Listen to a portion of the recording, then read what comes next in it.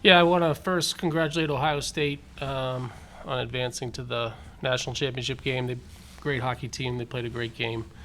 Um, incredibly proud of our group. They've grinded through this whole year and exceeded expectations.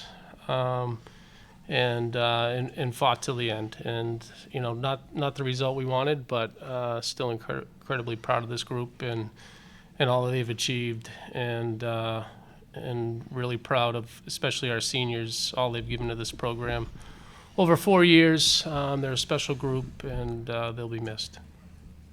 Questions for the student athletes, please raise your hand. We'll take a mic to you. Armand Vidge, WRBB Sports. First for Lily and then for Holly. Just how much does it mean to be a part of the leadership group as a senior, and how much does that all mean to you? I mean, for me, it means everything. Yeah, I had a few tears, but I've also had some happy tears. Before coming to Northeastern, I was basically a nobody. Nobody wanted me. But Coach Flint picked me up, and I got to play for one of the best schools in the country. But it's been such an honor, and to lead this group all the way to the Frozen Four when we were the underdogs. The score might have been 5-0, but it didn't look like that out there to me. We had a lot of heart and pride, and we always wear this jersey with so much pride. Yeah, just to echo what Shan has said, coming in, I got to experience this my freshman year, and it was a dream come true. And coming in again in my senior year, being a part of the leadership team, it is still a dream come true, and I'm so proud to rep the Husky on my chest every day and represent our school with so much pride. And I'm just so proud of this group, and the score today does not resemble how our team has carried ourselves this entire year. We have fought through so much, and I just couldn't be more proud of our team.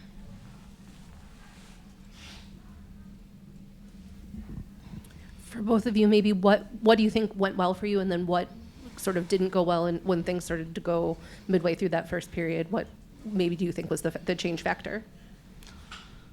I think it must have been like the first 15 minutes of the game, maybe 10 minutes of the game. I don't think they expected us to go out as hard as we did. And they adjusted, and they kind of put their foot on the gas. And I don't think we kind of calibrated with them. I think we stepped on the gas, and then they did, and then we needed to step on the gas. But we went in the locker room, and we talked about it. And going out in the second period, I think it was a lot better hockey game. They didn't score any goals in the second period. So I just think it shows that, again, like, there's a lot of pride when we were out there. I also think that we came out fast. I don't think they expected what we had to give either. And, we had a couple really great chances in the start, so I think it probably would have helped if we had capitalized on those chances to start with and given us a little bit of momentum. But, the second that a goal goes in for the other team, it's never easy, but I think like Shan said, we had a great second and we battled back, but going down that early 4-0 is a tough way to start.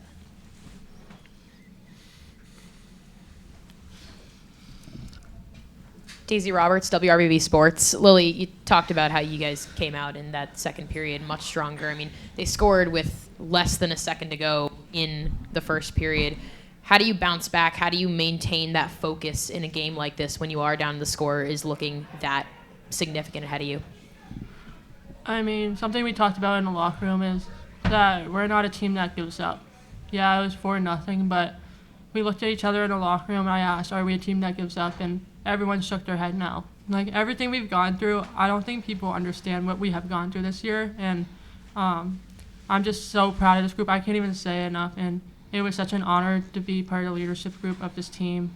I wear this jersey with pride. I'll always be a Husky fan. I'll come back to school multiple times to cheer on the Huskies. But we're just a team that never gives up, and I don't think there's any other team like us. I also love to see our resiliency all year. Coach Flynn has talked about it, but with all that we've been through, I think we still showed up until that final buzzer, and I couldn't be more proud. Any more questions for the student athletes? Back to the Frozen Four for the first time since 22-23. What did it mean to be with coaching this kind of team, having this kind of run?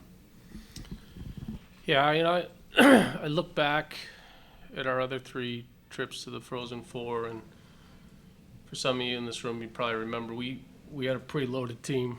We had a ton of talent when you have Alina Mueller, Chloe Arar, Maureen Murphy, Aaron Frankel, Gwen Phillips, Skylar Fontaine, go down the lineup. This group we didn't have that star power. We were more blue collar, meat and potatoes, and get out there every night and work and grind through, and we would grind out wins.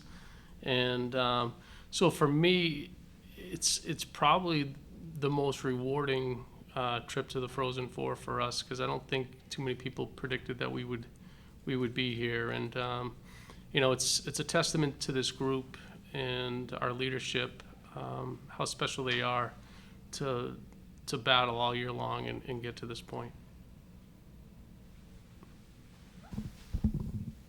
Could you just speak to the resiliency that Lilishan was talking about, not having a home rink and, not many people really predicting this much of a run, late season injuries, and just resiliency of this group? Yeah, it's easy when things get tough, mediocre teams will fold. The good teams will rise to the top when they're faced with adversity. And I did use I used that term resiliency a lot this year. There were games when we were down and people thought we were down and out, and we find a way to battle back and win. And that's what makes teams, really good teams, special, is when you have that. And that comes from the players in the locker room. And I look throughout the year, whenever something, like we had a bad game or we lost a tough game, they would always bounce back. And I even looked just a couple weeks ago, we lose a heartbreaker in double overtime to UConn in the Hockey East Championship, and and then we have to go to Minnesota and play the Gophers, and instead of feeling sorry for themselves that we lost a double overtime championship game, they battled through that game and got us a win and got us to this point. Nicole Hazy, USCHO. Do you feel like, we talked yesterday about some of the stuff you did to prepare for the team? Do you feel like that was effective here, and was there anything that surprised you about what they brought, and then maybe just what didn't work for you all when things kind of fell apart in the second half of that first period? Yeah, I thought people that I talked to, everyone's like, get through the first 10 minutes because they come out flying and I thought, all right, we got through the first 10 minutes and things are going good. We even got to that last media timeout at just under 5 minutes. It was 1-0, and then before I blinked, it was 4-0, and that's the skill, the speed, the power of that team. You let your guard down for a second, and that's what's going to happen. I thought when they hemmed us in the D zone, I thought we competed and battled and worked to get pucks out. I think where we struggled was the neutral zone, not moving the puck quick enough, and then players trying to stick handle through the neutral zone and turning the puck over, and next thing you know, it's a 2-on-1, a 3-on-1, a 3-on-2. So we didn't do a good job of managing the puck through the neutral zone.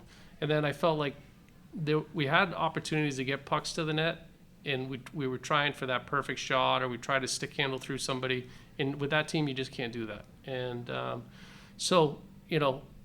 I knew going in we were going to have to play a near perfect game and get some bounces and have Lisa stand on her head. And obviously that didn't happen, and we got the result we got.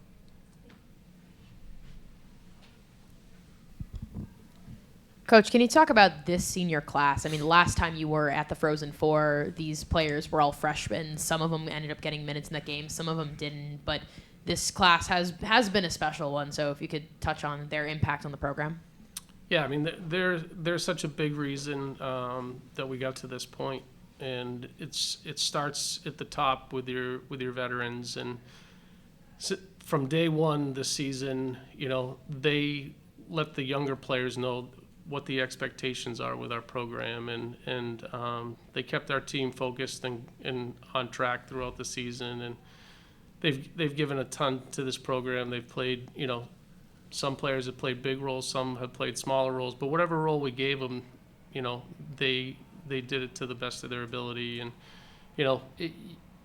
you can't, we're going to have some players that you just can't replace. And, but, I'm extremely proud of the way they've handled themselves over 4 years, and they've accomplished a lot. 2 trips to the Frozen Four, Hockey East Championship, regular season championships, 3 bean pots. So they've done a lot. They've achieved a lot, and they're going to leave the program in a good place.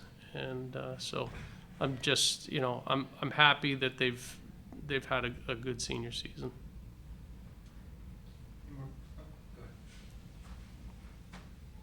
Of course, you just spoke on how the impact that the senior class had. Could you speak on the performance of some of the underclassmen this season and how much hope and excitement that gives you for the seasons ahead? Yeah, I mean, we have really strong freshman and sophomore classes that have stepped in and had to play big roles right away, and they've been great. And so, they need to, when we go into next season, build off the success and have confidence in themselves and keep getting better, so we can keep our program at the level that it's at. But we have a lot of young, great talent. We have some good players coming in next year. So, I'm excited about the future. Any more questions for Coach? All right, thank you very much. Thank you, everybody.